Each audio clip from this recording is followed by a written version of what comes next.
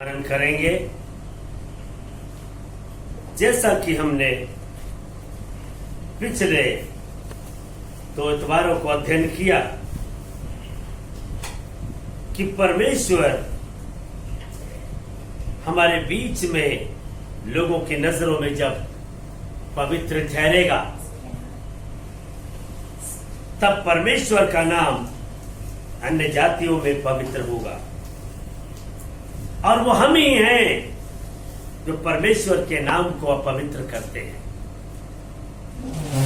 और फिर परमेश्वर ने हमारे सारे अपराधों को क्षमा किया, हमारे पापों को क्षमा किया जब हमने अपने पापों को माना, पछतावा किया, मन फिराया और एक निर्णय किया कि अब हम परमेश्वर की उपस्थिति में पवित्रता में चलेंगे, उसके वचन के अनुसार चलेंगे। और तब परमेश्वर ने हमारे चारों ओर अपने वचन का, अपनी आज्ञाओं का एक बाड़ा बांधा और हमें उसके अंदर सुरक्षित रखा। इस बाड़े को हम ना हटाएं। और अगर परमेश्वर हटाता है और अनुमति देता है तो ये हमारे लिए गवाही का अवसर होगा, ये हमारी परख का समय होगा ताकि हम उत्तम पुनरुत्थान के भागीदार हो सके। और आज एक बार फिर से परमेश्वर अपने वचन के द्वारा हमसे बातचीत करना चाहता है। और आज हम परमेश्वर के वचन से सीखेंगे हम परमेश्वर की आराधना, उसकी सेवा किस प्रकार से करने पाएंगे। हम परमेश्वर के वचन से पढ़ने के लिए निकालेंगे यहोशू की पुस्तक, उसका 24 अध्याय। यहोशू की पुस्तक और उसका 24 अध्याय। और मुख्य रूप से हम इसके 15 पद पर विचार करेंगे। 15 पद में क्या लिखा हुआ है?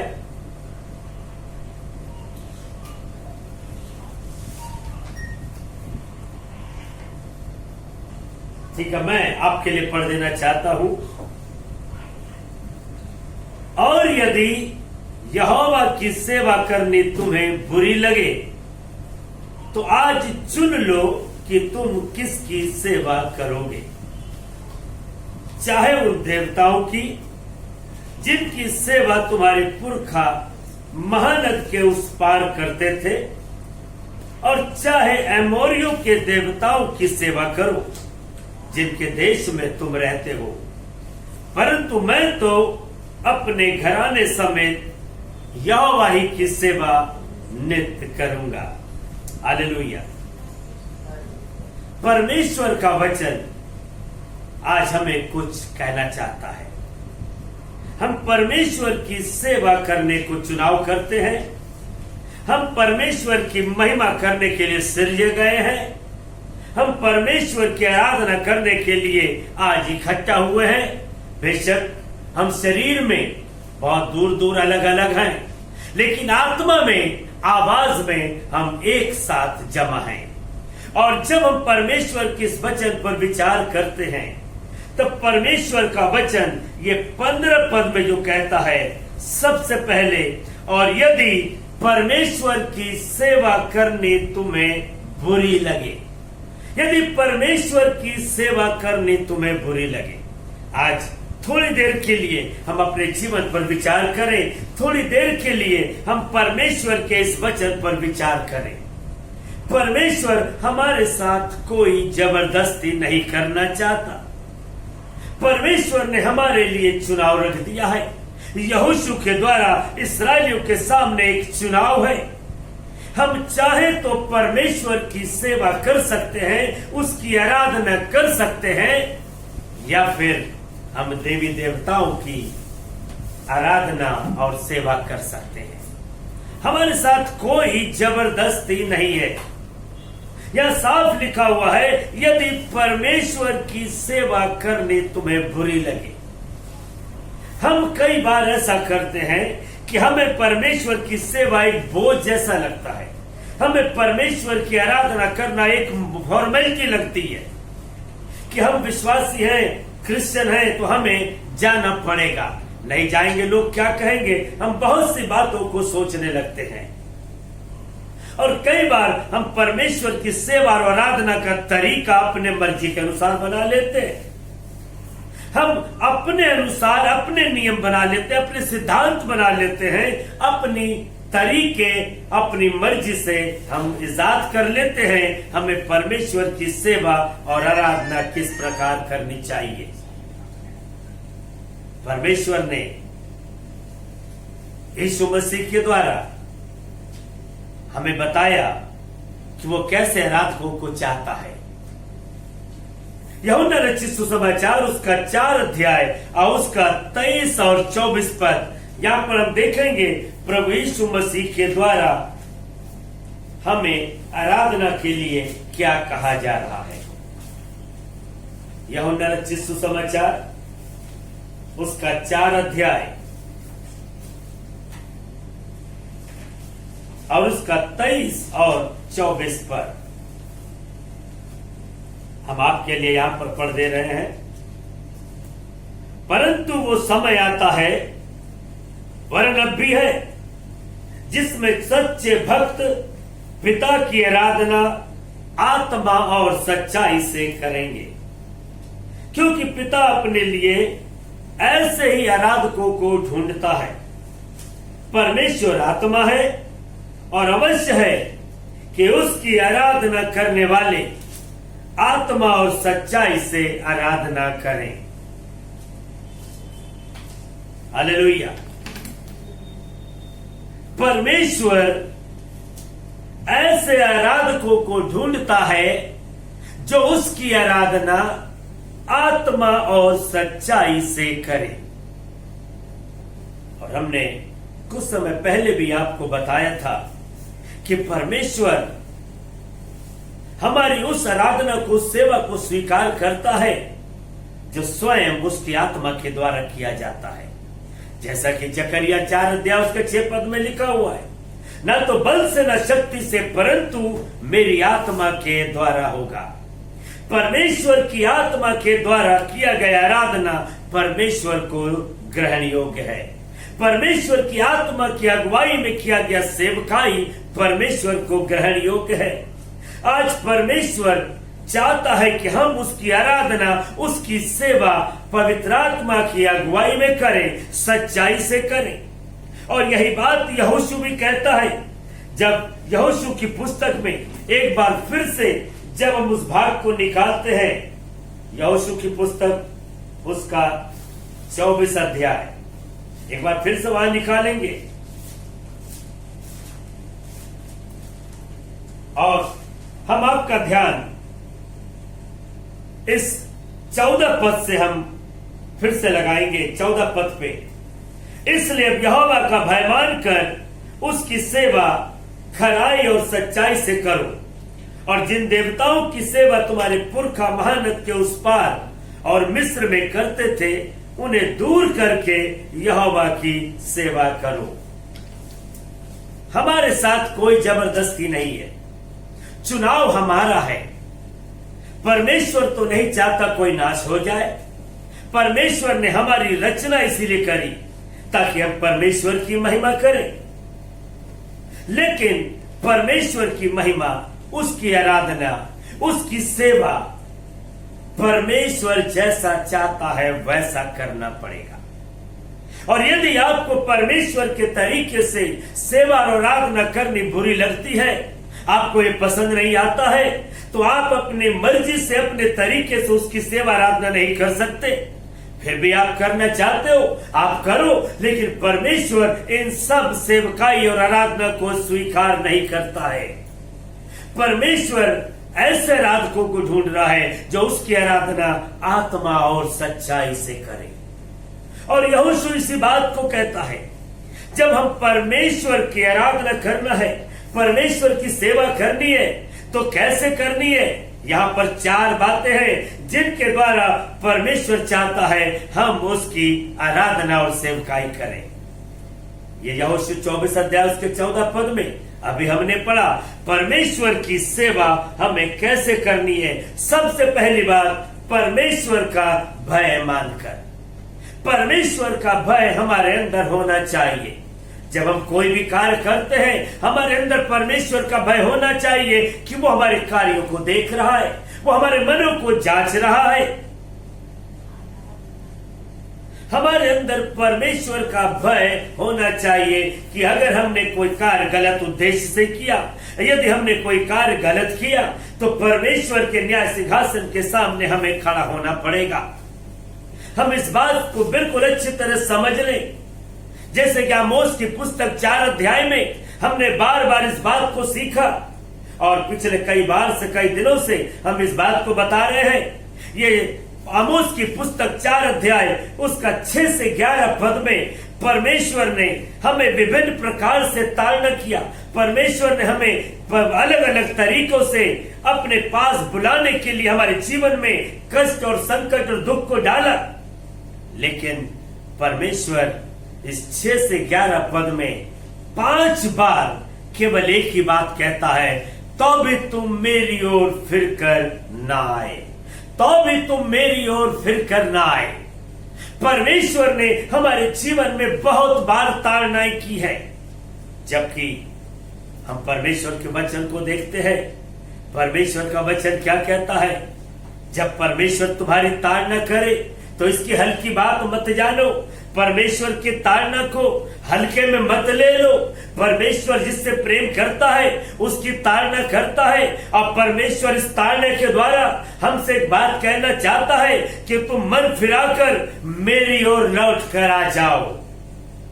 लेकिन जब हम बार बार परमेश्वर की ताड़नाओं की अवहेलना करते हैं, बार बार हम परमेश्वर के वचन की अवहेलना करते हैं, हम बार बार परमेश्वर के वचन से गिरते चले जाते हैं, हमें परमेश्वर के वचन की कोई चिंता नहीं होती, तब परमेश्वर आमोस 4 अध्याय उसके 12 पद में कहता है, तुमको परमेश्वर के सामने आने के लिए तैयार होना पड़ेगा। हमें परमेश्वर के न्याय सिंहासन के सामने आना पड़ेगा। और यदि अभी हमने अपने मनों को नहीं फिराया, हमें परमेश्वर के न्याय सिंहासन के सामने आना पड़ेगा। आप अपनी मर्जी से, अपने तरीके से परमेश्वर की सेवा और आराधना कर सकते हो, लेकिन परमेश्वर इसे ग्रहण नहीं करता। परमेश्वर जिस तरीके से चाहता है, हमें उसी तरीके से परमेश्वर की सेवा और आराधना करनी है। लोगों ने अपने अपने तरीके बनाए हैं, लेकिन परमेश्वर क्या चाहता है?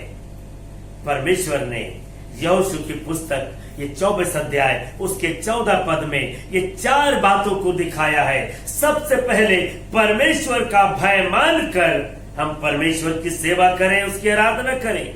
दूसरी बात, परमेश्वर की सेवा और आराधना हम खराई के साथ करें, उसमें मिलावट नहीं कर सकते। तीसरी बात, हम सच्चाई के साथ करें, उसमें फरेब नहीं, दिखावा नहीं होना चाहिए।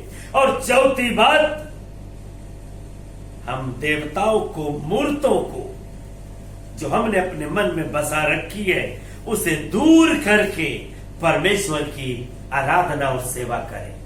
पहले अपने अंदर के पापों को दूर करें, पहले अपने आप को शुद्ध और पवित्र करें, और तब हम परमेश्वर की आराधना और सेवा करें। और तब परमेश्वर का तरीका यही है। परमेश्वर चाहता है हम उसकी तरीका इसी तरीके से करें। कई बार लोग अपनी प्रशंसा के लिए, अपना नाम करने के लिए, अपनी महिमा के लिए, अपनी वाहवाही के लिए परमेश्वर की आराधना करते हैं, स्तुति करते हैं, सेवा करते हैं। मतलब हम आराधना, स्तुति, सेवा सब कुछ कर रहे हैं, लेकिन उसका उद्देश्य गलत होता है। जब हम गलत उद्देश्य से कोई कार्य करते हैं, वो बिल्कुल गलत होता है। आपका सही कार्य भी यदि गलत उद्देश्य से किया जा रहा है, वो गलत है। हम कई बार परमेश्वर की स्तुति बहुत सुंदर तरीके से करते हैं, बढ़िया उपदेश देते हैं, लेकिन इसके पीछे उद्देश्य अलग होता है। उद्देश्य होता है कि लोग हमारी आवाज को सुने, हमारी वाहवाही करें, लोग हमारे इस गाने की स्तुति करने के तरीकों को देखें, हमारे टैलेंट को देखें, हमारा बड़ा नाम हो जाए। लेकिन हम ये सब कुछ कर रहे हैं।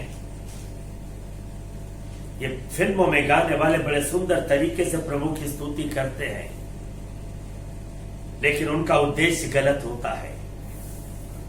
वे बड़े अच्छे अच्छे गाने गाते हैं, लेकिन यदि उनका उद्देश्य प्रभु की आराधना करना है तो प्रभु उसे स्वीकार करता है। अन्यथा प्रभु ने बता दिया, हमें प्रभु की आराधना खराई से, सच्चाई से, परमेश्वर का भय मानकर और अपने जीवन के पापों को, उन मूर्तियों को जो हमने बसा रखा हृदय में, उनको दूर करके प्रभु की स्तुति आराधना करनी है। हम परमेश्वर के वचन से एक हिस्से को देखेंगे जहां पे लोग ऐसे ही कामों को कर रहे थे जो देखने में लगता है कि वो काम गलत नहीं है, लेकिन वो कामों का उद्देश्य गलत है, इसलिए वो कार्य भी गलत है। हम यिर्मयाह की पुस्तक निकालेंगे। यिर्मयाह की पुस्तक 7 अध्याय।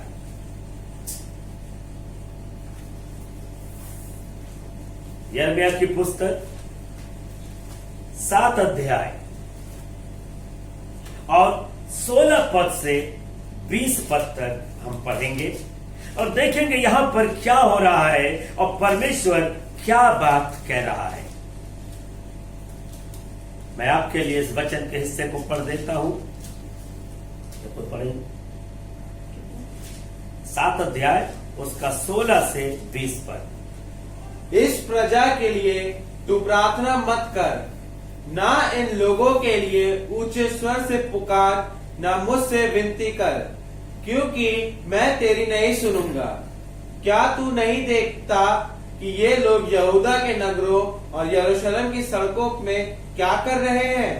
देख, बाल बच्चे तो ईंधन बटोरते, बाप आग सुलगाते और स्त्रियां आटा गूंथती हैं कि स्वर्ग की रानी के लिए रोटियां चढ़ाएं और मुझे क्रोधित करने के लिए दूसरे देवताओं के लिए तपावन दे। यहोवा की ये वाणी है, क्या वे मुझी को क्रोध दिलाते हैं? क्या वे अपने ही को नहीं, जिससे उनके मुंह पर स्याही छाए? अतः प्रभु यहोवा ने यूं कहा है, क्या मनुष्य, क्या पशु, क्या मैदान के वृक्ष, क्या भूमि की उपज, उन सब पर जो इस स्थान में है, मेरे कोप की आग भड़कने पर है। वे नित्य जलती रहेगी और कभी ना बुझेगी। आमीन। यहां पर एक घटना है, यिर्मयाह के द्वारा परमेश्वर हमें दिखाना चाहता है और इस हिस्से में यिर्मयाह इस बात को देख रहा है। वो कहता है, देख, बाल बच्चे तो ईंधन बटोरते, बाप आग सुलगाते और स्त्रियां आटा गूंथती हैं कि स्वर्ग की रानी के लिए रोटियां चढ़ाएं और मुझे क्रोधित करने के लिए दूसरे देवताओं के लिए तपावन दे। यहोवा की यह वाणी है, क्या वे मुझी को क्रोध दिलाते हैं? क्या वे अपने ही को नहीं, जिससे उनके मुंह पर स्याही छाए? याद रखिए यहां पर क्या हो रहा है। परमेश्वर सबसे पहले इस प्रजा के लिए प्रार्थना करने से मना कर रहा है। वो कहता है, इस प्रजा के लिए तू प्रार्थना मत कर, ना इन लोगों के लिए ऊंचे स्वर से पुकार, ना मुझसे विनती कर, क्योंकि मैं तेरी नहीं सुनूंगा। परमेश्वर ऐसे लोगों के लिए प्रार्थना करने को मना कर रहा है और यह और कोई नहीं, ये परमेश्वर की प्रजा है, परमेश्वर के लोग हैं। बाइबल के अंदर देखते हैं बहुत से ऐसे पाप हैं जिसका फल मृत्यु है और इसके विषय में हमें प्रार्थना करने के लिए बिल्कुल मना है। लेकिन ऐसा पाप जिसका फल मृत्यु नहीं है, हम उसके लिए परमेश्वर से विनती करते हैं। और यहां पर परमेश्वर बिल्कुल मना कर रहा है, ऐसी प्रजा के लिए तू प्रार्थना मत कर। ये लोग क्या कर रहे हैं? ये बाल बच्चे तो ईंधन बटोरते, बाप आग सुलगाते और स्त्रियां आटा गूंथती हैं। यहां पर ये बाल बच्चे लकड़ियां बटोर रहे हैं। बाप जो है वो लकड़ी को सुलगा कर आग सुलगा रहा, चूल्हा जला रहा है। स्त्रियां आटा गूंथ रही हैं। यहां पर न तो लकड़ी बटोरना पाप है, न तो आग सुलगाना चूल्हा जलाना पाप है, न तो आटा गूंथना रोटी बनाना, ये सब कोई पाप नहीं है। लेकिन जब ये कार्यों का उद्देश्य गलत हो तो ये कार्य भी गलत हो जाते हैं। ये गलत उद्देश्य के लिए कार्य कर रहे थे। ये ईंधन बटोर रहे, लकड़ियां बटोर रहे हैं। कोई आग सुलगा रहा है, कोई आटा गूंथ रहा है, कोई रोटी बेल रहा है। ये सब लोग ये काम कर रहे हैं। लोग कहते हैं ये काम पाप नहीं है। हाँ ठीक है, अलग अलग ये काम पाप नहीं है, लेकिन जब यही काम, इसका उद्देश्य यदि गलत हो जाए तो ये पाप है। हम इसी बात को बताना चाहते हैं। हम प्रभु की आराधना और सेवा यदि अपनी प्रशंसा, अपना नाम और अपनी महिमा के लिए करते हैं, इसका उद्देश्य बदल जाता है और तब ये भी पाप हो जाता है। परमेश्वर यशायाह की पुस्तक 12 अध्याय उसके 8 पद में कहता है, मैं अपनी महिमा दूसरों को ना दूंगा। जो स्तुति मेरे योग्य है वो खुद हुई मूर्तों को ना दूंगा। और हम जो स्तुति महिमा परमेश्वर को देना चाहिए, हम वो अपनी महिमा करने लगते हैं। हम उस महिमा में से चुरा लेते हैं। और परमेश्वर कहता, मैं अपनी महिमा दूसरे को ना दूंगा, लेकिन हम फिर भी परमेश्वर की महिमा को चुराते हैं। हमारा उद्देश्य गलत हो जाता है। हम लोगों की प्रशंसा पाने के लिए स्तुति करते हैं, गाते बजाते हैं, उपदेश करते हैं, न जाने हम और क्या क्या करते हैं। परमेश्वर की आराधना, उसकी सेवा कैसा करना है? जैसा परमेश्वर कहता है वैसे ही करना है। हम अपने तरीके से, अपनी मर्जी के अनुसार परमेश्वर की सेवा आराधना नहीं कर सकते। हम परमेश्वर की आराधना में दिखावट और मिलावटी नहीं कर सकते।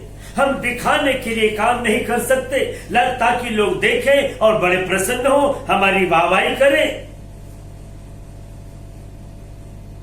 यहां पर ये बच्चे लोग लकड़ियां बटोर रहे हैं, बाप चूल्हा सुलगा रहा है, आग जला रहा है, और स्त्रियां आटा गूंथ रही है, लोई बना रही है, रोटी बेल रही है। तो इसमें कोई भी हमें गलत काम नहीं दिखता। लेकिन ये सब काम जब स्वर्ग की रानी के लिए किया जा रहा है तो ये बिल्कुल ही पाप है।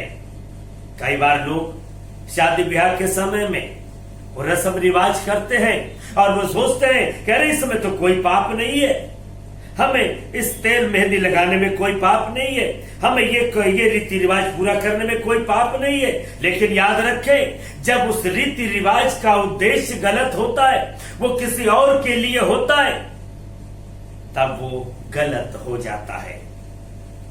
लोग सोचते हैं वो दूल्हा हाथ में डंडा लेकर, वो आगे कुछ लगा होता है, उसको लेकर चलेंगे। जब उसके लिए मना करो, कहते हैं वो तो दूल्हे की पहचान है। लेकिन दूल्हे की पहचान के देवी के गीतों से होती है। वो देवी का गीत गाते हुए उस बड़े को तल के उस डंडे में लगाकर दूल्हे को पकड़ाते हैं। ये बिल्कुल ही गलत है। हम परमेश्वर की आराधना वैसे ही करना है जैसा परमेश्वर चाहता है। और परमेश्वर चाहता है कि हम उसका भय मानकर खराई से, सच्चाई से, और सब देवी देवता और मूर्तियों को जो हमारे अंदर बसा हुआ है उसे दूर करके परमेश्वर की आराधना करें, उसकी सेवा करें। कई बार हम सोचते हैं कि मूर्ति का मतलब ये मिट्टी और लकड़ी की बनाई हुई मूर्ति है, सोने चांदी की बनाई हुई मूर्ति है। हाँ, वो तो मूर्ति है, लेकिन मूर्ति वास्तव में और भी चीजें हैं जो बहुत मुख्य हैं, जो हमारे हृदय में बसी हुई हैं। मूर्ति मतलब जो परमेश्वर का स्थान ले ले, वो मूर्ति है। और कई बार हम अपने कार्यों को परमेश्वर की जगह पर रख देते हैं। जो समय परमेश्वर की आराधना का होता है, वो समय हम किसी और को दे देते हैं, और जिसको हम ये समय देते हैं वो परमेश्वर का स्थान ले लेता है। वही मूर्ति है। ये मूर्तियों ने परमेश्वर का स्थान लिया हुआ है। हमें सारी आराधना परमेश्वर को देनी है, हमें सारी सेवकाई परमेश्वर को देनी है, हमें सारी महिमा परमेश्वर को देनी है। लेकिन ये परमेश्वर की महिमा, उसकी आराधना, उसकी सेवा जब हम परमेश्वर की जगह पर किसी और को देते हैं, वो मूर्ति का स्थान ले लेती है। परमेश्वर ने 10 आज्ञाओं में हमें पहले इस बात को बता दिया, तो अपने लिए कोई मूर्ति खोद कर ना बनाना, ना उसकी उपासना करना। और हमने बहुत सी मूर्तियों को अपने मन में बसा रखा है। ये परमेश्वर की संगति का समय, परमेश्वर से प्रार्थना करने का समय, परमेश्वर के वचन पर मनन करने का समय, परमेश्वर की सेवा का समय, उसकी आराधना महिमा का समय हम जब कहीं और देते हैं, वो जहां भी हम इस समय को दे रहे हैं, वो मूर्ति का स्थान ले रही है। हमने अपने मनों में कितनी मूर्तियां बना रखी है। और अब जब हम परमेश्वर की सेवा कर रहे हैं, तो परमेश्वर चाहता है हम इन मूर्तियों को अपने हृदय से दूर करके तब खराई सच्चाई से परमेश्वर का भय मानकर उसकी सेवा करें। परमेश्वर कोई जबरदस्ती नहीं करना चाहता। चुनाव हमारा है। परमेश्वर तो नहीं चाहता कोई नाश हो जाए। परमेश्वर चाहता है हर एक मन पछताव करके मन फिराए, हर एक जन मन फिरा कर परमेश्वर के पास आ जाए, वो नाश न हो परंतु अनंत जीवन पाए। लेकिन वो फिर भी जबरदस्ती नहीं करता है, वो हमारे ऊपर चुनाव छोड़ता है। परमेश्वर ने मनुष्य को अपने स्वरूप में बनाया। परमेश्वर का स्वरूप वो अपने आप से निर्णय करता है। मनुष्य निर्णय करने के लिए स्वतंत्र है। परमेश्वर ने उसे मशीन नहीं बनाया कि जो कुछ परमेश्वर की मर्जी मनुष्य वही करेगा। नहीं, ये हमारे अपने ऊपर है। परमेश्वर के पास कोई बटन नहीं है कि वो दबा देगा और मनुष्य वही करेगा जो परमेश्वर चाहता है। परमेश्वर ने हमारे ऊपर छोड़ रखा है कि हम अपनी मर्जी से परमेश्वर को प्रेम करें। प्रेम यही है। प्रेम में जबरदस्ती नहीं होता। जबरदस्ती करने वाला प्रेम नहीं कहलाता है, वो तो गुलामी हो जाता है। और परमेश्वर चाहता है हम अपनी मर्जी से परमेश्वर को प्रेम करें। और जब प्रेम की बात आती है, परमेश्वर ने वहां पर भी हमें 4 बातों को बताया है कि 4 बातों के द्वारा हम परमेश्वर को प्रेम करें और इन 4 बातों के द्वारा हम परमेश्वर की महिमा करें। ये कौन सी बातें हैं? वो 4 बातें जिनके द्वारा हमें परमेश्वर से प्रेम करना है। परमेश्वर कहता है तुम अपने सारे मन, सारे प्राण, सारी बुद्धि, सारी शक्ति के साथ मुझसे प्रेम करो। परमेश्वर चाहता है हम 4 बातों के द्वारा परमेश्वर से प्रेम करें। और यहां पर परमेश्वर अपनी सेवकाई, अपनी आराधना के लिए हमें 4 बातें देता है। परमेश्वर का भय मानकर, खराई से, सच्चाई से और देवताओं को दूर करके परमेश्वर की सेवा और आराधना करनी है। कई बार हम सही कार्य को गलत उद्देश्य से करते हैं। परमेश्वर इसे स्वीकार नहीं करता है, वो हमारे जीवन में पाप का स्थान ले लेता है। परमेश्वर अपनी आत्मा के द्वारा किया गया हर एक कार्य को, हर एक आराधना को स्वीकार करता है। और इसलिए यीशु मसीह ने यूहन्ना 4:23-24 में जो कहा, परमेश्वर ऐसे आराधकों को ढूंढता है जो उसकी आराधना आत्मा और सच्चाई से करे। हमारे जीवन में यदि पवित्र आत्मा होगा, वो सेवकाई में और आराधना में हमारी अगुवाई करेगा। वो खराई और सच्चाई से करेगा। और पवित्र आत्मा हमारे हृदय में तब आएगा जब हम अपने अंदर की मूर्ति को बाहर करेंगे। ये यहोशू की पुस्तक बहुत सुंदर तरीके से इस बात को बताती है कि हमें परमेश्वर की आराधना इन 4 बातों के साथ करनी है।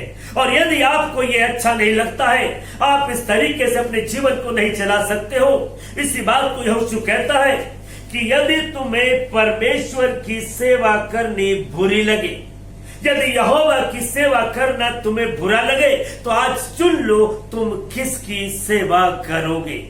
कोई जबरदस्ती नहीं है कि आप परमेश्वर की आराधना करो, कोई जबरदस्ती नहीं है अन्य जातियों के लिए कि वो यीशु मसीह पर विश्वास करें। और यदि आप विश्वास करना चाहते हो, प्रभु से प्रेम करना चाहते हो, उससे आशीष पाना चाहते हो, उसकी सेवा आराधना करना चाहते हो, तो आपको वैसा ही करना पड़ेगा जैसा परमेश्वर कहता है। और परमेश्वर आपके साथ कोई जबरदस्ती नहीं कर रहा, वो चाहता है कि आप प्रभु की यीशु मसीह पर विश्वास करो, अपने मन को फिराओ, लौट कर आ जाओ, ताकि परमेश्वर के सिंहासन का सामना न करना पड़े, वो न्याय सिंहासन का सामना न करना पड़े। इसलिए उससे बचने के लिए अभी आप परमेश्वर के अनुग्रह के सिंहासन के समीप आ जाइए। और यदि आप परमेश्वर के अनुग्रह के सिंहासन के समीप आएंगे, आपके ऊपर अनुग्रह होगा, आपके ऊपर दया होगी, आप उस न्याय से बच जाओगे। क्योंकि प्रभु कहता है दया न्याय के ऊपर जयवंत होती है। हालेलुया। ये शादी ब्याह के समय हम बहुत से ऐसे काम करते हैं, और जब इस बात को मना किया जाता है तब लोग क्या कहते हैं, अरे ये कोई पाप है क्या, अरे ये चलना पाप है, ये लगाना पाप है, ये कपड़े पहनना पाप है, ये काम करना पाप है। हाँ, ये सामान्य समय में पाप नहीं है, लेकिन जब ये सारे कार्यों का उद्देश्य देवी देवताओं की नियम को मानना है, देवी देवताओं की बातों को मानना है, उसके रिवाजों को मानना है, तब ये सब पाप हो जाते हैं। बच्चे लकड़ियां बटोर रहे हैं, बाप चूल्हा जलाता है, स्त्रियां आटा गूंथ रही हैं और रोटियां बना रही हैं। ये स्वर्ग की रानी के लिए सब किया जा रहा है। इसलिए परमेश्वर क्या कहता है कि ये मुझी को क्रोध नहीं दिलाते हैं, ये अपने आप को क्रोध दिलाते हैं, ये अपने लिए पाप कमा रहे हैं। और इसके साथ ही परमेश्वर हमें चेतावनी भी यहां पर दे रहा है। वो क्या कह रहा देखिए, वो इस यिर्मयाह 7 के और 20 पद में क्या कहता है, अतः प्रभु यहोवा ने यो कहा है, क्या मनुष्य, क्या पशु, क्या मैदान के वृक्ष, क्या भूमि की उपज, उन सब पर जो इस स्थान में है मेरे कोप की आग भड़कने पर है, वो नित्य जलती रहेगी और कभी ना बुझेगी। ये कौन सी आग है? ये परमेश्वर के कोप की आग जो कभी नहीं बुझेगी। ये और कोई नहीं, आग और गंधक की वो झील है, वो अनंत मृत्यु है जिसका वर्णन बार बार किया गया है। परमेश्वर कहता है मेरी ओर लौट कर आओ, मन फिराओ। और अगर हम ऐसा नहीं करेंगे, हमें परमेश्वर के न्याय सिंहासन का सामना करना पड़ेगा। परमेश्वर का न्याय सिंहासन का सामना करना मतलब परमेश्वर के कोप की वो भयानक आग जो हमेशा जलती रहेगी, वो कभी नहीं बुझेगी। और यही वो नरक है, यही वो आग और गंधक की झील है, यही वो अनंत मृत्यु है। परमेश्वर हमें इससे बचाना चाहता है। लेकिन यदि हम यही काम करेंगे पूरे परिवार के साथ, कोई लकड़ी बटोरता है, कोई आग जलाता है, कोई आटा गूंथता है, कोई रोज रोटी बेलता है, कोई रोटी सेकता है, सब मिल करके कार्य तो सब अच्छा कर रहे हैं। ये रोजमर्रा का कार्य है, लकड़ी बीनना, चूल्हा जलाना, आटा गूंथना, रोटी पकाना, रोज का कार्य है, ये पाप नहीं है। लेकिन जब इन कार्यों का उद्देश्य गलत है, जब ये कार्य स्वर्ग की रानी के लिए, किसी देवी देवता के लिए किया जा रहा है, तो ये गलत है। हम भी जब सेवा अपने पैसा कमाने के लिए करते हैं, हम भक्ति को कमाई का द्वार बना लेते हैं, हम स्तुति आराधना अपनी प्रशंसा अपना नाम करने के लिए करते हैं, तो याद रखें ये भी पाप हो जाता है, क्योंकि हम परमेश्वर की महिमा को चुराने वाले बन जाते हैं। परमेश्वर कहता है मैं अपनी महिमा दूसरों को ना दूंगा, और हम परमेश्वर की महिमा में से अपनी महिमा कराते हैं। याद रखें हमें खराई से परमेश्वर की सेवा और आराधना करना है, हमें खराई से परमेश्वर के वचन को देना है। यही यहोशू की पुस्तक 24 अध्याय में जब हम उसके आगे 16 से 18 पद में देखते हैं, ये हमारी तस्वीर है, ये विश्वासियों की तस्वीर है, ये परमेश्वर के लोगों की तस्वीर है जो यहाँ पर पहले से दिखाई गई है। और हमने आपको पहले भी बताया और एक बार फिर से बता रहा हूं, पौलुस पहला कुरिन्थियों 10 अध्याय उसके 6 और 11 पद में इस बात को कहता है कि पुराना नियम हमारे लिए जो अंतिम युग में रह रहे हैं एक दृष्टांत की रीति पर है।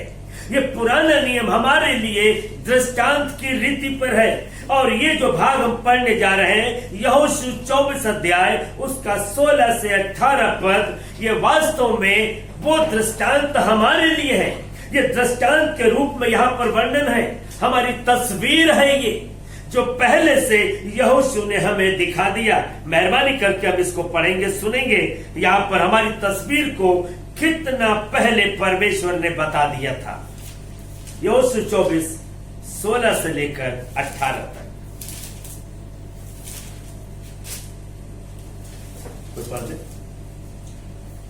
तब लोगों ने उत्तर दिया, यहोवा को त्याग कर दूसरे देवताओं की सेवा करनी हमसे दूर रहे। देखिए परमेश्वर के लोग यहाँ पर क्या कह रहे हैं कि यहोवा को त्याग कर दूसरे देवताओं की सेवा करनी हमसे दूर रहे। आगे, क्योंकि हमारा परमेश्वर यहोवा वही है जो हमको और हमारे पुरखाओं को दासत्व के घर अर्थात मिस्र देश से निकाल ले आया और हमारे देखते देखते बड़े बड़े आश्चर्य कर्म किए, और जिस मार्ग पर और जितनी जातियों के मध्य में से हम चले आते थे उनसे हमारी रक्षा की। देखिए यहाँ पर लोग क्या कह रहे हैं, ये लोग इस बात को स्वीकार कर रहे हैं कि यहोवा वही है जो हमको हमारे पुरखाओं को दासत्व के घर अर्थात मिस्र देश से निकाल ले आया। मतलब मिस्र पाप को दिखाता है, हमारे पाप से आजाद करने वाला, हमें पाप की दलदल से बाहर निकालने वाला ये परमेश्वर यहोवा है। हमें पाप के घर से निकाल ले आया, पाप की दलदल से हमें बचा लिया और हमारे देखते देखते हमारे जीवन में बड़े बड़े आश्चर्य कर्म किए। मसीही विश्वासी भाइयों के जीवन में, बहनों के जीवन में, मसीह परिवारों के जीवन में परमेश्वर ने भलाई को किया, बहुत आशीषों को दिया, अपने आश्चर्य कर्म को दिखाया। इसी बात को यहाँ पर दिखा रहे हैं। ये लोग अपने मुख से अंगीकार कर रहे हैं कि परमेश्वर ने उनके देखते देखते बड़े बड़े आश्चर्य कर्म किए, और जिस मार्ग पर जितनी जातियों के मध्य में से हम चले आते थे उनसे हमारी रक्षा करी। क्या हम भी यही बात नहीं कहते? हम बिल्कुल यही बात कहते हैं कि हम दूसरे देवताओं की सेवा करनी हमसे दूर रहे। हम यहोवा को त्याग कर दूसरे देवी देवताओं की उपासना नहीं करेंगे। परमेश्वर वही है जो हमें पाप के दलदल से निकाल लाया है। हम भी ये बात कहते हैं कि परमेश्वर ने हमारे जीवन में बड़े आश्चर्य कर्म किए, परमेश्वर ने हमारे जीवन में बड़ी आशीषों को दिया। ये हमारी ही तस्वीर है जो यहाँ पर यहोशू के द्वारा किया जा रहा है। और आगे 18 पद में हमारी ये तस्वीर क्या कह रही है? और हमारे सामने से इस देश में रहने वाली एमोरी आदि सब जातियों को निकाल दिया है, इसलिए हम भी यहोवा की सेवा करेंगे क्योंकि हमारा परमेश्वर वही है। आमीन। ये लोग कहते तो हैं अपने मुंह से कि हम यहोवा की सेवा करेंगे क्योंकि हमारा परमेश्वर वही है, और इनके लिए बहुत से कारण गिना रहे हैं। वो कहते हैं कि परमेश्वर जो हमें पाप के दलदल से निकाल लाया, जो हमारे जीवन में आश्चर्य कर्म किया, जिसने अब तक हमारी रक्षा करी, हमारी अगुवाई, हमारी सहायता करी, इसलिए हम परमेश्वर की सेवा करेंगे। आज हर एक जो अपने आप को विश्वासी कहता है, वो भी अपने मुंह से यही अंगीकार करता है कि हाँ, हम मसीही लोग हैं, हम विश्वासी लोग हैं, हम परमेश्वर की सेवा करेंगे, हम परमेश्वर की आराधना करेंगे, हम किसी मूर्ति को नहीं पूजेंगे, हम परमेश्वर को त्याग कर किसी और की प्रशंसा और किसी और की महिमा और सेवा नहीं करेंगे, हम उसकी उपासना नहीं करेंगे। हम कहते तो हैं बार बार, लेकिन हम आज कर क्या रहे हैं? हमने परमेश्वर की आराधना करने के लिए अपना तरीका बना लिया, हमने परमेश्वर की सेवा अपने तरीके से करना शुरू कर दिया। परमेश्वर क्या कह रहा है, हम इस बात को नहीं सुन रहे हैं और केवल अपने काम में मगन हैं। लोग कमाई कर रहे हैं, लोग धन इकट्ठा कर रहे हैं, संपत्ति बना रहे हैं, लेकिन परमेश्वर की आवाज को नहीं सुन रहे। वो सोचते हैं कि वो सेवकाई कर रहे हैं। ये पौलुस जो शाऊल कहलाता है, वो भी यही बात को कहता था। जब वो गवाही देने लगा, उन्होंने बोला, मैं कलीसिया को उजाड़ता था, मैं व्यवस्था की बातें अच्छी तरह जानता था, और वो कहता है कि मैं सोचता था कि मैं परमेश्वर की सेवा कर रहा हूं। वो यहूदियों को बता रहा है कि जैसा तुम लोग आज अपने मनों को लगाए हुए हो, मैं भी पूरा मन परमेश्वर में लगाए हुआ था, लेकिन ये मन लगा करके वो क्या कर रहा था? कलीसिया को उजाड़ रहा था, मसीहों को सता रहा था। लेकिन जब उसकी मुलाकात यीशु मसीह से हुई, जब उन्होंने यीशु मसीह की आवाज को सुना, पौलुस ने जब यीशु मसीह की आवाज को सुना, उससे मुलाकात हुई, उसका जीवन बदल गया। कलीसिया को उजाड़ने वाला कलीसिया का बनाने वाला हो गया।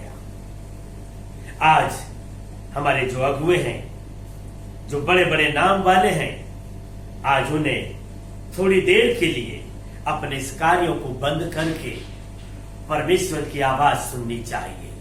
आज परमेश्वर क्या कह रहा है, किस तरीके से अपनी सेवा लेना चाहता है, किस तरीके से वो चाहता है कि उसके वचन को बताया जाए, हमें परमेश्वर की आवाज सुननी चाहिए।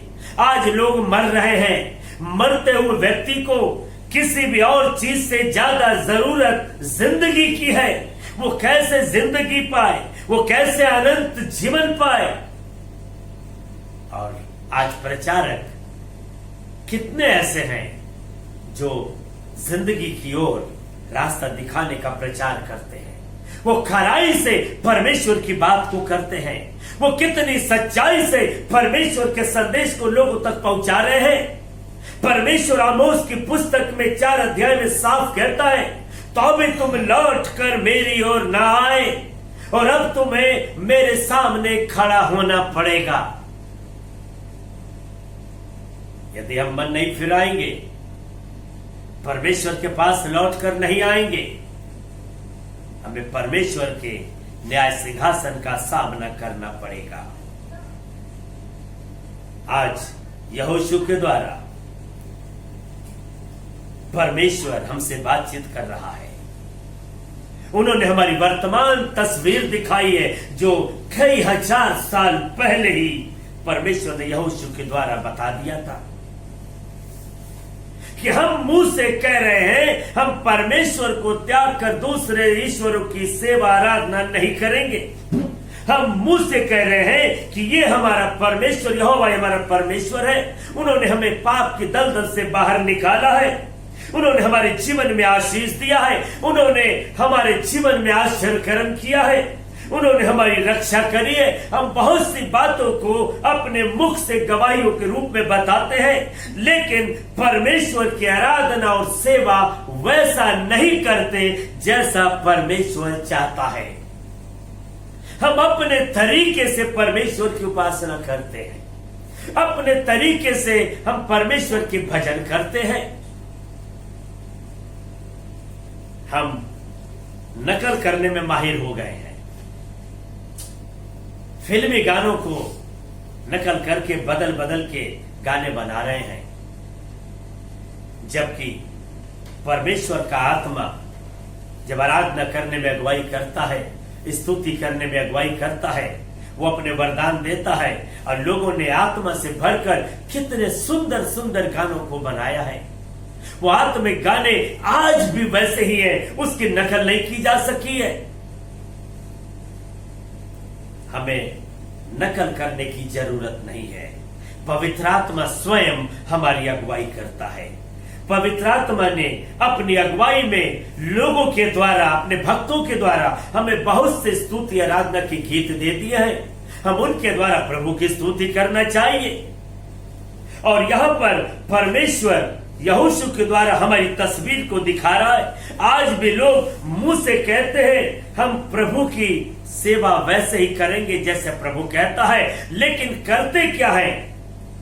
सोने का मुकुट पहनकर अपनी महिमा कराते हैं। परमेश्वर की जो सेवा के लिए स्थान है उन्हें बेचकर अपने लिए धन संपत्ति जमा करते हैं। हम क्या कर रहे हैं? हमारा काम क्या, हमारा बुलाहट, हमारा चुनाव इसीलिए हुआ कि हम जगहों को बेचे, कब्रिस्तानों को बेचे, परमेश्वर के नाम से उनकी सेवा के लिए जब लोगों ने अपने पेट को काटकर पैसे देकर उस जगह को खरीदा, उसे बेच दें। क्या परमेश्वर यही बात कह रहा है? यरूशलेम गुलामी में गया परमेश्वर की इच्छा से, वापस परमेश्वर ने स्थापित किया अपनी इच्छा से। हम कौन होते बीच में निर्णय करने वाले? यहोशू हमारी वर्तमान तस्वीर को दिखा दिया है। और इसके साथ ही यहोशू हमें चेतावनी भी देता है। मेहरबानी करके हम इसमें आगे देखेंगे।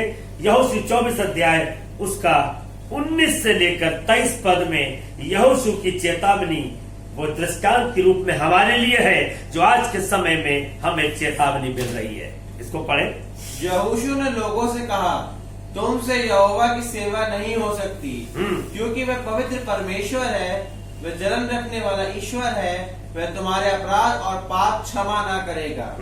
यदि तुम यहोवा को त्याग कर पराये देवताओं की सेवा करने लगोगे, तो यद्यपि वह तुम्हारा भला करता आया है, तो भी वह फिर कर तुम्हारी हानि करेगा और तुम्हारा अंत भी कर डालेगा। देखिए, परमेश्वर यहोशू के द्वारा हमसे आज क्या कह रहा है?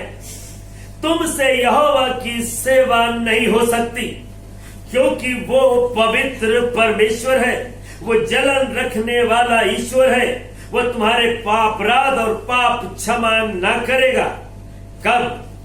यदि तुम यहोवा को त्याग कर पराये देवताओं की सेवा करने लगोगे। परमेश्वर हमारा भला तो करता आया है, लेकिन यदि हम ये काम करेंगे तो परमेश्वर फिर कर हमारी हानि करेगा और हमारा अंत कर डालेगा। ये चेतावनी है।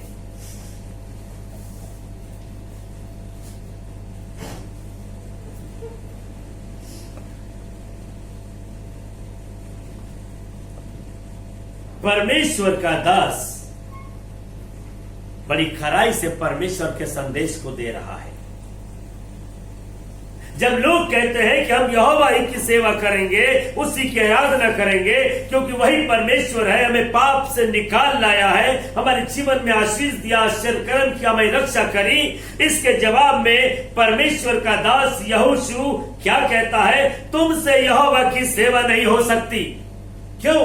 क्योंकि वो पवित्र परमेश्वर है, वो जलन रखने वाला ईश्वर है,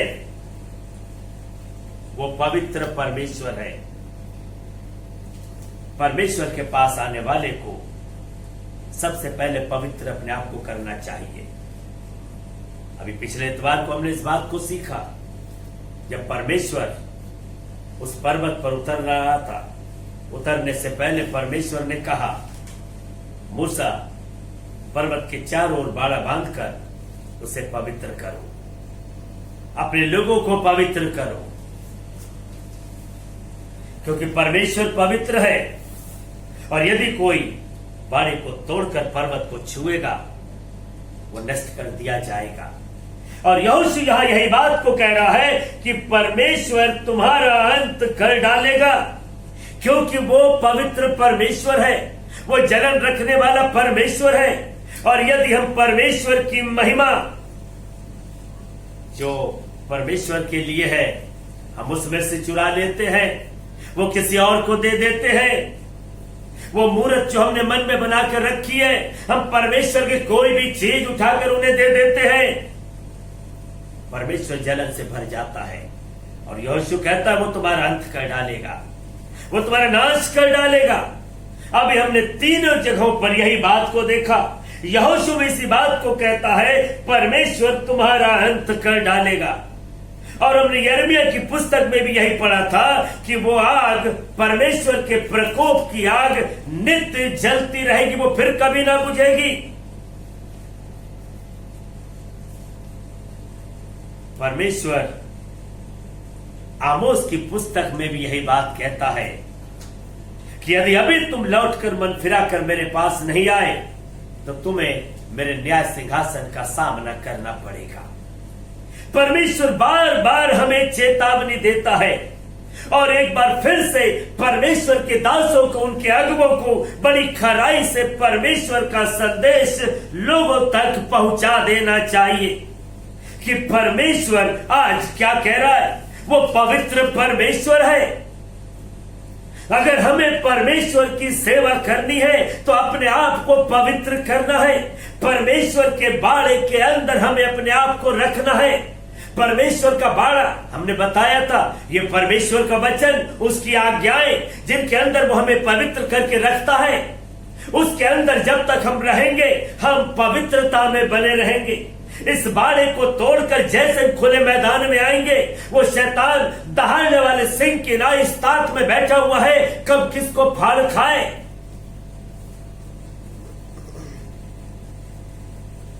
परमेश्वर स्वयं हमारी पवित्रता होने पर यहोशू कहता है वो पलट कर हमारा अंत कर डालेगा।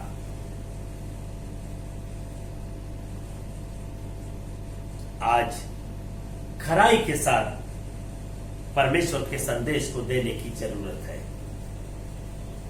यहोशू ने बड़ी खराई के साथ लोगों को बता दिया कि अगर तुम परमेश्वर की सेवा कर रहे हो तो ध्यान रखो वो पवित्र परमेश्वर है, वो जलन रखने वाला ईश्वर है। और यदि तुम परमेश्वर की आराधना, उसकी सेवा वैसे नहीं करोगे जैसा परमेश्वर चाहता है तो क्या लिखा है, वो पलट कर तुम्हारा अंत कर डालेगा। और उसके आगे लिखा हुआ, तब लोगों ने क्या जवाब दिया? लोगों ने यहोशू से कहा नहीं, हम यहोवा ही की सेवा करेंगे। यहोशू ने लोगों से कहा तुम आप भी अपने साक्षी हो कि तुमने यहोवा को सेवा करनी चुन ली है। उन्होंने कहा हाँ, हम साक्षी हैं। यहोशू ने कहा अपने बीच में से पराये देवताओं को दूर करके अपना अपना मन इस्राएल के परमेश्वर यहोवा की ओर लगाओ। आप स्वयं इस बात के साक्षी हो, आपने परमेश्वर की सेवा करनी चुन लिया है। और जब आप परमेश्वर की सेवा करने को चुने हो, कोई जबरदस्ती नहीं है। यदि आप परमेश्वर की सेवा करना अच्छा नहीं लगता है, जिस प्रकार परमेश्वर चाहता है कि उसकी सेवा, उसकी आराधना, स्तुति की जाए, यदि आपको वो पसंद नहीं है तो आप अपनी मर्जी से कुछ भी कर सकते हो, लेकिन परमेश्वर उसे ग्रहण नहीं करेगा। लेकिन याद रखें, एक दिन आपको परमेश्वर के उस प्रकोप के आग का सामना करना पड़ेगा जो कभी नहीं बुझेगी। परमेश्वर के न्याय सिंहासन का सामना करना पड़ेगा। और जो बात यहोशू कहता है वो पलट कर तुम्हारा अंत कर डालेगा, आपको वो सामना करना पड़ेगा। परमेश्वर की सेवा, परमेश्वर का भय मानकर, खराई से, सच्चाई से, जो आपने मन में देवी देवताओं की मूर्त बना रखी है उसको दूर करके करना है। अपने अंदर के पापों को दूर करके तब परमेश्वर को अपनी भेंट चढ़ाए।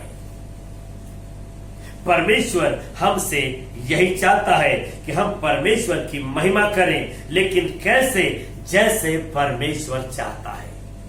हम परमेश्वर का समय यदि किसी और को देते हैं, याद रखें, जिसको भी हम वो समय दे रहे हैं वो परमेश्वर का स्थान ले रहा है। परमेश्वर की आराधना किसी को दे रहे हैं, परमेश्वर की धन संपत्ति किसी को दे रहे हैं, परमेश्वर की देने की चीज हम किसी और को दे रहे हैं, तो वो जिसको भी दे रहे हैं वो परमेश्वर का स्थान ले रही है। वही वो मूर्त है जिसको परमेश्वर दूर करने को बोलता है। परमेश्वर आत्मा है और जरूरी है कि उसकी सेवा, उसकी आराधना आत्मा और सच्चाई से की जाए। आज हमें अपने आप को जांचना है। बेशक हम जानते हैं परमेश्वर ने हमारे जीवन में भलाई किया है, हमें आशीषित किया है, हमारे जीवन में आश्चर्य कर्म किया है, हमें पाप की दलदल से निकाला है, हमारे पुरखाओं को, बाप दादाओं को भी पाप से छुड़ाया है।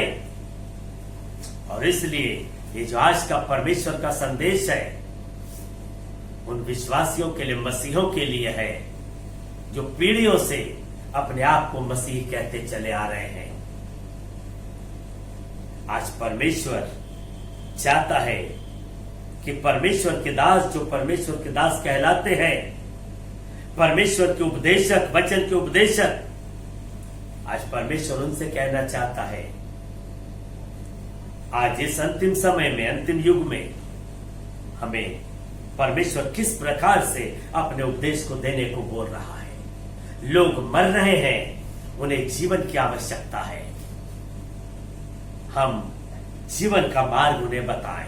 परमेश्वर किस प्रकार अपनी सेवा, अपनी आराधना चाहता है, हम इस बात को बताएं।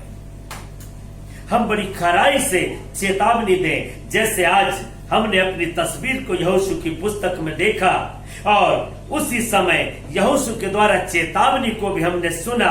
आज जरूरत है लोगों को उसकी तस्वीर बता दें और परमेश्वर के दास यहोशू के समान उसे चेतावनी भी दे दें कि यदि हम परमेश्वर की इच्छा के अनुसार, परमेश्वर के अनुसार उसकी सेवा, उसकी आराधना नहीं करेंगे तो परमेश्वर इसे स्वीकार नहीं करेगा और पलटकर हमारा अंत कर डालेगा। और इसलिए यीशु मसीह ने भी मत्ती 7:21 में बोला, तुम में से जो बहुतेरे हे प्रभु कहते हैं, वे सब स्वर्ग के राज में प्रवेश नहीं करेंगे। क्योंकि वह प्रभु तो कह रहे हैं, लेकिन प्रभु का कहना नहीं मान रहे हैं।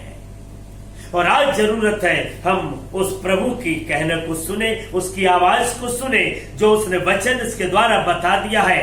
ये अपेक्षा ना करें कि कोई आवाज आपके कानों में आएगा। शैतान भी आपके कानों में परमेश्वर बनकर बोल सकता है। आवाज पे, स्वप्नों पे भरोसा ना करें। परमेश्वर ने अपना वचन हमें दे दिया है, उसके ऊपर भरोसा करें। परमेश्वर ने सब कुछ पूरा कर दिया और पूरा करके वचन में लिखकर हमें दे दिया है। हमें और स्वप्नों की और आवाज सुनने की जरूरत नहीं है। फिर भी यदि परमेश्वर स्वप्न के द्वारा बताता है तो वो अपने वचन के अनुसार ही बताता है, उसके विरोध में नहीं बताता। वो आवाज में देता है तो वचन के अनुसार देता है। हमारे लिए चेतावनी है और हम परमेश्वर के दास आपको बड़ी खराई से परमेश्वर का संदेश को बता दिए, उसकी चेतावनी को दे दिए। आप मानो चाहे ना मानो, आप सुनो चाहे ना सुनो, ये आपकी मर्जी है। परमेश्वर ने यदि हमें पहरवा ठहराया है तो ये हमारा काम है कि हम परमेश्वर के मुख की बात आपको बता दें। आप चाहे सुनो चाहे ना सुनो। परमेश्वर अपने वचन पर आशीष दे।